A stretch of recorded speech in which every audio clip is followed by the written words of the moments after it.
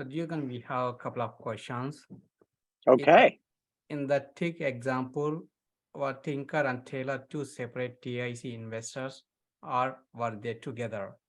Is there a They mag? were Yeah, they were two separate investors. So you have up to 35, but really your lender is going to limit you to maybe 6 to 8 at the most. So in our example, Tinker and Taylor were two separate, which means that there were three co-owners of that apartment building. great. I think a couple of questions followed. Is there a maximum how many TIC investors in a deal? That I think you already addressed. So what are the Yeah. downsides of TIC investors in a syndication? There's really no downside, in my opinion. If you're a tick investor alongside of a syndication, you have to get with it from the standpoint of you're going to give over control likely to the sponsor, the lead sponsor, the person that's putting the syndication together. So if you're somebody that really cares about control, going into a tick deal, you lose some of that. And you should want to do that because most people, in my experience, that have been tick investors, they're not looking to be a sponsor or a syndicator or an operator. And if that's you, then there may be a downside. But for most people, this is a perfect way for you to leverage your capital and get in alongside of a syndication and get into a much higher asset class. Awesome. Next from Gurjit. In TIC, can one of the investor can do separate 1031 exchange to new property after sale? Absolutely. So, what the syndication chooses to do, or what Tinker or Taylor in our hypothetical chooses to do, is wholly independent. So, if they wanted to go into a different property, they could do so. If they wanted to go together into another property, they could do so. They each have their own decision to make at exit, and it's wholly independent. Cool. From Eric, amazing presentation. So let's Awesome. couple more questions. I have heard that the 1031 take investor has to receive returns equal to their investment in the syndication. Is this bad for the sponsor of the deal? What are some ways to work around this if the sponsor want to charge any fees to the 1031 exchange stake? Right. So the remember in our hypothetical, both Tinker and Taylor had essentially hired the lead sponsor to be the non-member manager of their 1031 entity. That means that just like any person that owns an LLC, a corporation, a limited partnership, they could hire a third party and pay them a fee. They could pay them a flat fee or an amount of money.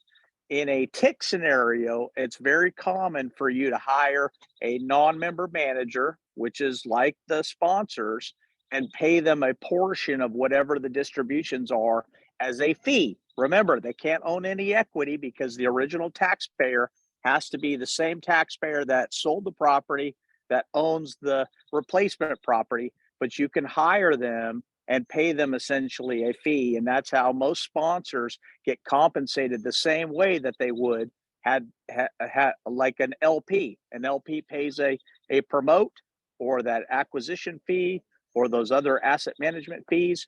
All of that can happen in a TIC arrangement as well. And that's set forth in the operating agreement for the TIC entity. Cool. So next one, how long does it take to process a TIC investor into the syndication paperwork? Yeah, so that really varies, but in general, most people, if you're a sponsor and you're raising capital to buy your apartment building, at some point in usually most lenders are going to want at least 2 weeks. So at least 2 weeks, sometimes more. I've done it in as little as 24 hours, but that's when your hair is on fire, you're running around, it's an emergency and you're trying to make it happen. So, in general, give yourself at least 2 weeks to be able to make sure that your lender is comfortable with it. Awesome. So next one, during a syndication capital raise, sometimes the window is short. If an investor comes in wanting to do a take, how does that impact other passive investors that have come into the company agreement without a take? Right. So in all of our offerings, all those PPMs that we issue for our sponsor clients, we already build into it the possibility of having a tick investor. So we want all of the LPs that invest alongside in the syndication to already be aware of the possibility. And so when an actual tick investor comes along and decides that they're going to purchase a piece of the property, obviously we push that out to the investors, but the investors are already informed. So it's already baked into the documents, whether it occurs or not. You always want your limited partners to know of all the risks, including the fact that there may be a tick investor. Awesome. So no additional questions at this point. So we have 3 more minutes. Yeah, there is one more question. Is there any downside for passive investors of having tech investors in the deal? There's really not a downside. So think about it. They're not an investor in the syndication. They're not a partner. They buy an independent slice of the property. So obviously, in the amount of capital that most TIC investors bring to the deal far surpasses the minimum investment that most limited partners participate in the deal. So they actually help achieve faster for you to be able to close on a property. So if you're both a limited partner as well as a sponsor, operator, syndicator, I think it's a good thing for you that you're open to being able to be TIC investors, because closing is really where it's at, right? You're not going to make any returns if you don't close.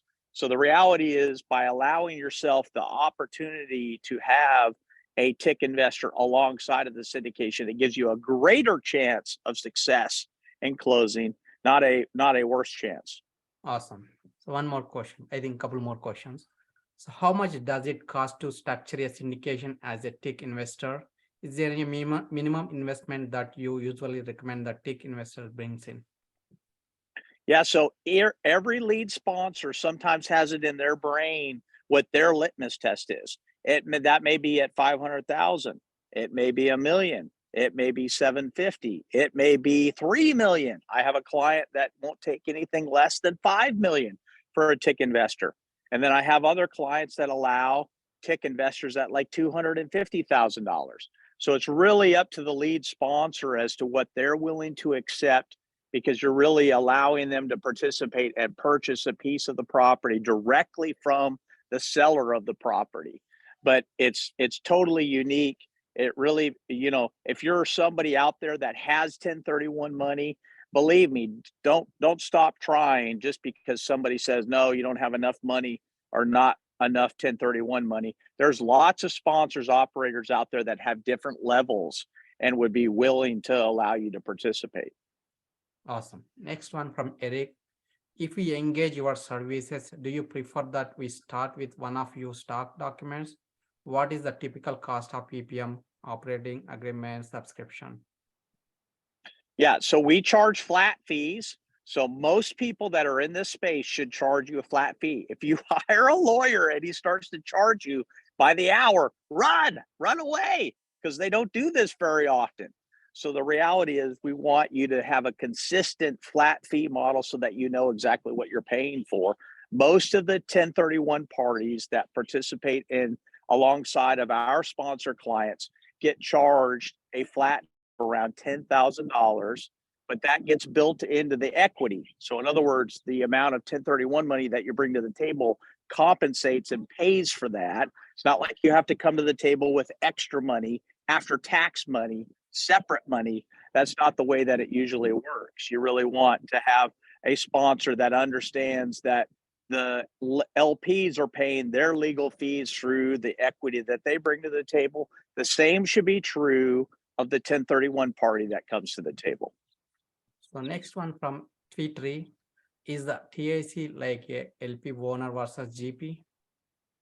It can be it's very similar, although the law change that distinguishes them separately, right? Because there's not really LPGP. As a TIC investor, you actually you are both the LP and potentially GP. and you're hiring a non-member manager to manage your entity for you, but nobody else owns any equity in your own individual entity.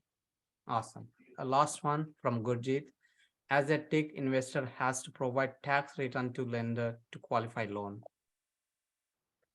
Sometimes, so depending on who the lender is that you choose, sometimes that non-member manager is the one that's providing all of the financial liquidity, the net worth, qualifying on behalf of the entity and signing all the loan docs, and you're not having to provide anything. Other lenders will require a soft underwriting, which means that you're going to have to provide a personal financial statement, maybe an REO schedule, maybe some tax returns.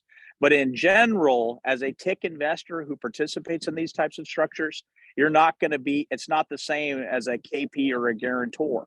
It really depends on the lender that is selected by the lead sponsor. So as a TIC investor coming into the deal, often that lender has already been selected. So you just need to be flexible. Remember, flexibility, right? Being gracious, humble, and flexible with the lead sponsor and understanding that they've already selected the lender, and then being able to be adaptable and answer questions and maybe provide documents so that you could participate. Awesome. Awesome. No additional questions, Dugan. And thank you very much for your time All right. in busy schedule on vacation. Love it. Thank you. Thank you, brother. Yeah. All right. God bless Thank- you. Thank you.